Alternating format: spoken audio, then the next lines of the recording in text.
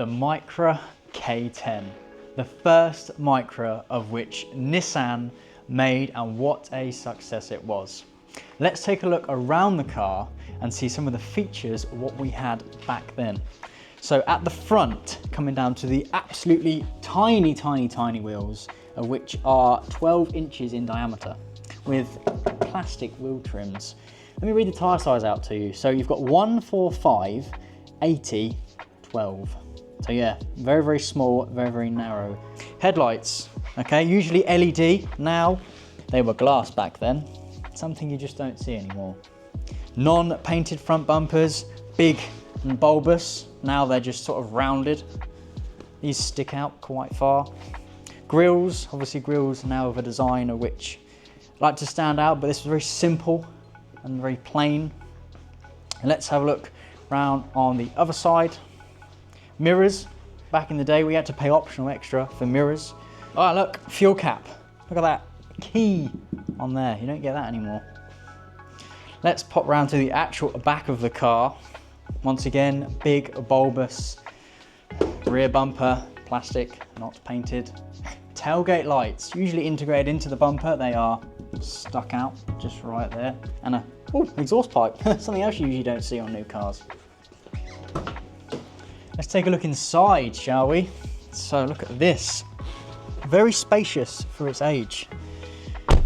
The steering wheel, the first thing you come to look at. Look how small it is. Now they're heated and leather and full of buttons, but here it's just a round wheel and no airbag, I might add.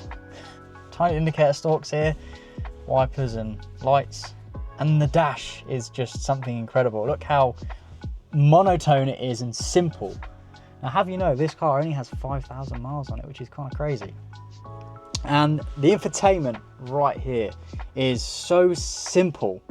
This is a tape and I think AM radio. I don't even think FM was a thing back then. And then you've got the integrated climate controls, of which are just a tiny little rocker switch. The sunroof. Now this model does have a sunroof, and that is a very rare thing of back in the day. But now most cars come either with a glass roof or a sunroof as standard. Seats, a nice cloth, proper fabric material. No leather back then, it was just spongy, soft and luxurious. Aha, wind down windows. You don't get this anymore in any car at all. Look at that, wind down window. Crazy, and it still works. Jumping into the rear, once again, there's lots of space in here. Soft fabric again. Now, one thing cars also now have, which this one didn't have, was there is no rear headrests, and that is something for a safety perspective you now need. Seat belts as well, look at this, they don't actually go back, they don't retract, they're just there in front of you. The front powerhouse right here was a single cam, 1 litre or 1.2 petrol engine, mated to a 3-speed automatic and a 4 or 5-speed manual. Working on these was very easy. As you can see, you can just get in there to what you need to replace. Very, very reliable engine back in the day. Let's have a look at the boot space on this Micra. Oh yeah, I need the key. Key to open the boot, hey, that is old timey thing. Look at that. A reasonable sized boot for back in the day. A feature you just will never ever see again on any car. A manual pull-up aerial for listening to your radio. The Micra K11, the second generation of Nissan's Super Mini, should we say. This was built in the UK, up in Sunderland, whereas this one was built in Japan. Now let's have a look at some of the key features of this. This was the L model, so it's the base, the entry level. Now with these, you also got 13-inch steel wheels, which are painted, and the tyre profile of these is at 155/70 13s. Coming around to the front, again, these bumpers weren't painted, these were just plastic, smooth plastic. No fog lights on this one. That was a upper model version. This car also won European Car of the Year 1993.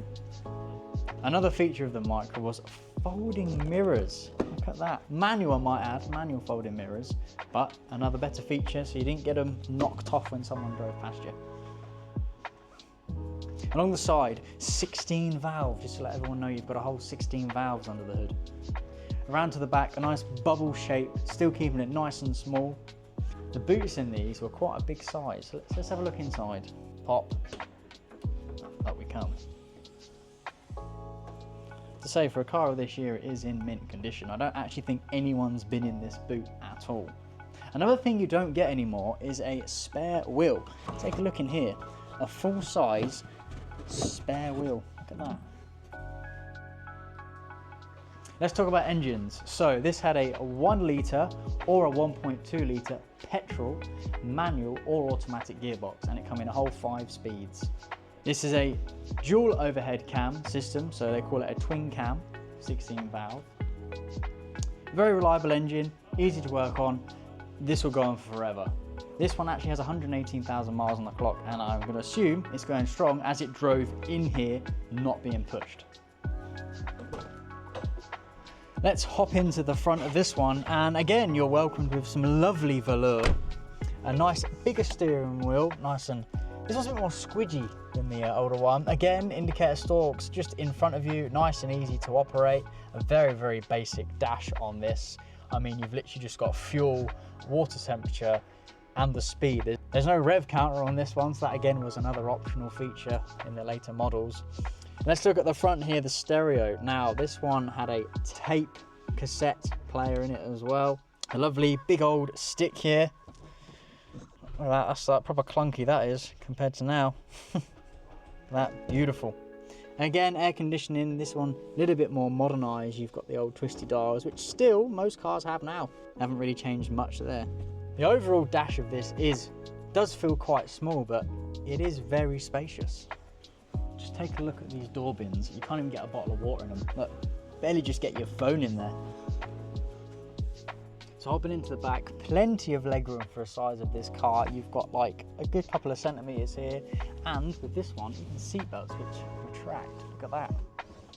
So that was a quick overlook on the Mark 1 and Mark 2 Micra. A massive thank you to Nissan for providing us such unique models. Now then, let's take a look at the brand new one.